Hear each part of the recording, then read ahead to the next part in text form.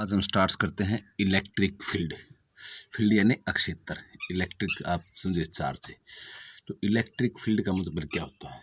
Electric field का मतलब ये होता है एक ऐसा स्पेस, चार्ज बॉडी के बाहर का वो कोई स्पेस जहाँ पर कोई अनदर चार्ज, यानी जिसको आप यूनिट टेस्ट चार्ज बोलते हैं, यूनिट पॉजिटिव टेस्ट चार्ज, जब वो उसके एरिया में इंटर करेगा, पॉजिटिव चार्ज के द्वारा जो फील्ड क्रिएट किया जा रहा है, जब वो उसके अंदर इंटर करेगा तो उसके ऊपर कुछ फोर्स एक्सपीरियंस होगी यूनिट पॉजिटिव टेस्ट चार्ज के ऊपर। तो इसका मतलब कोई ना कोई तो फील्ड है जो उसके ऊपर फोर्स एक्सपीरियंस करवा रहा है, कोई तो चार्ज रिस्पॉन्सिबल है जो वो फील्ड क्रिएट कर रहा है। इसी को बोलते हैं इलेक्ट्रिक फील्ड। तो इलेक्ट्रिक फील्ड का मतलब कह सकते हैं कि space around a charge body, space around a charge body, किसी भी charge body within which other charge can experience a force, या जिसको आप इलेक्ट्रोस्टैटिक्स या इलेक्ट्रिकल फोर्स भी बोलते हैं। तो कोई दूसरा चार्ज, जैसे तो डिस्कशन करें इसको, मान लीजिए ये कोई पॉजिटिव चार्ज है आपका, तो ये पॉजिटिव चार्ज है तो नेचुरली इसका फील्ड होगा, क्योंकि पॉजिटिव चार्ज में डायरेक्शन में आउटवर्ड होती है, पॉजिटिव से स्टार्ट होती है फील्ड लाइन्स, नेगेटिव पे जाके एंड हो जाती है, तो पॉजिटिव से नेगेटिव ट्रेवल करती है।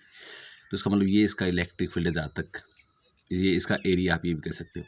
अगर इस एरिया के अंदर कोई दूसरा चार्ज आएगा तो दूसरा चार्ज कितनी फोर्स एक्सपीरियंस करेगा, यानी वो सेकंड चार्ज ही बता रहा है इस फील्ड की स्ट्रेंथ के बारे में।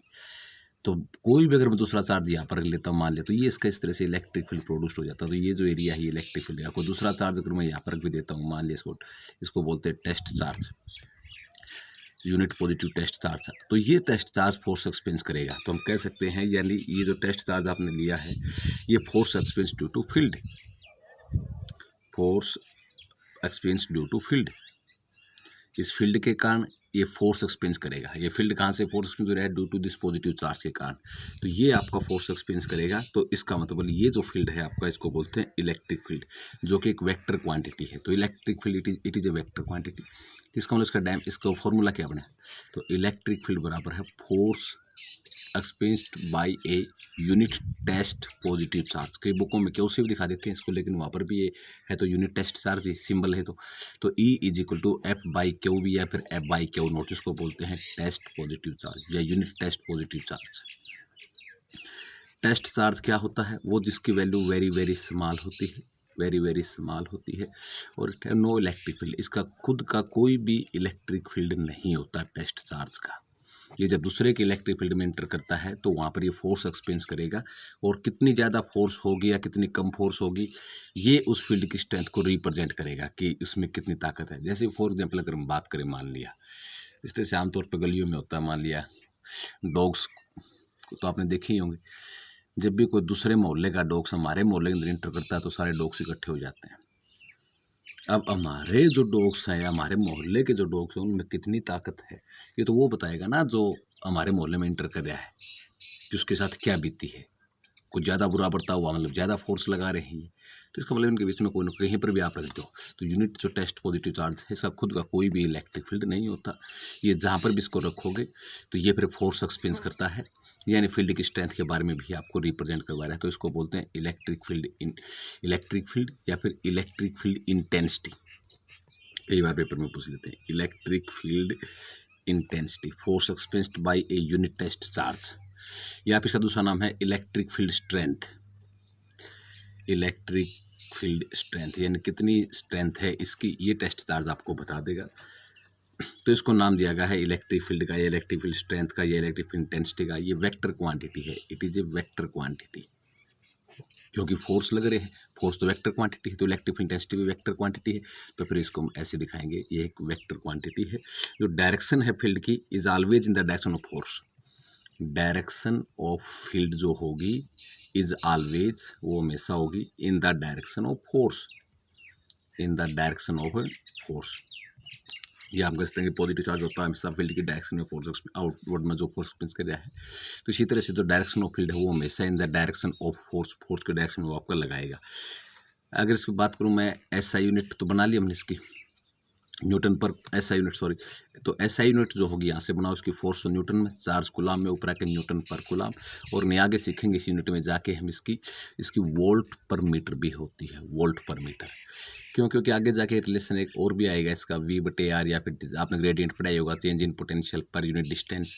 तो पोटेंशियल को वोल्ट में, डिस्टेंस को मीटर में, तो वोल्ट पर मीटर में भी हम इसको डिटरमाइन कर सकते हैं। SI यूनिट इसकी।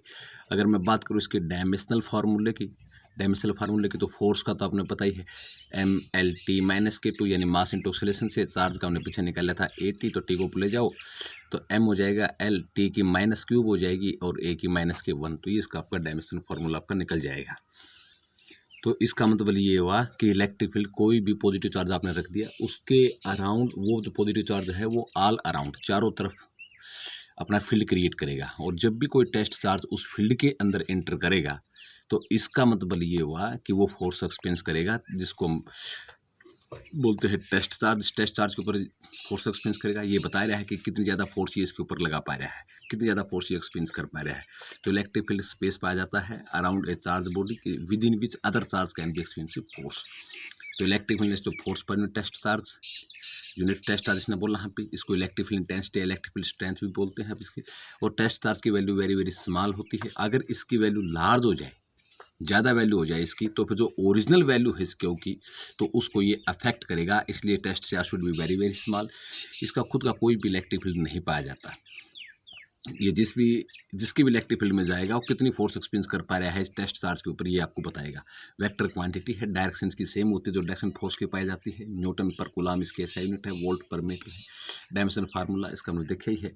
जैसे फॉर एग्जाम्पल थोड़ा सा और बताऊँ, मान लिया जैसे पर आपने मैग्नेट तो देखे ही होंगे, नॉर्थ साउथ है, एक मैग्नेट है आपके पास, दूसरे कोई आयरन नीडल है, लोहे की कोई कील है। इस कील को आप जितना दूर आप इससे लेके जाओगे, इसका मतलब यहाँ पर मान लें कि बीच में कोई भी फोर्स नहीं है। अगर थोड़ा सा या तो इसको आगे ले लो आप, या थोड़ा सा इसको आगे ले लो, तो अब ये मैग्नेट इसको अपनी तरफ इतना स्टार्ट कर देगा। इसका मतलब कोई ना कोई तो फील्ड है जो फोर्स एक्सपीरियंस कर पा रहा है, जिसको आप मैग्नेटिक फील्ड भी बोलते हैं। तो इसी तरह का किसी भी चार्ज बॉडी के बाहर का वो स्पेस जहाँ पर आपको फोर्स एक्सपीरियंस हो रही है, तो उसको नाम दिया गया इलेक्ट्रिक फील्ड का।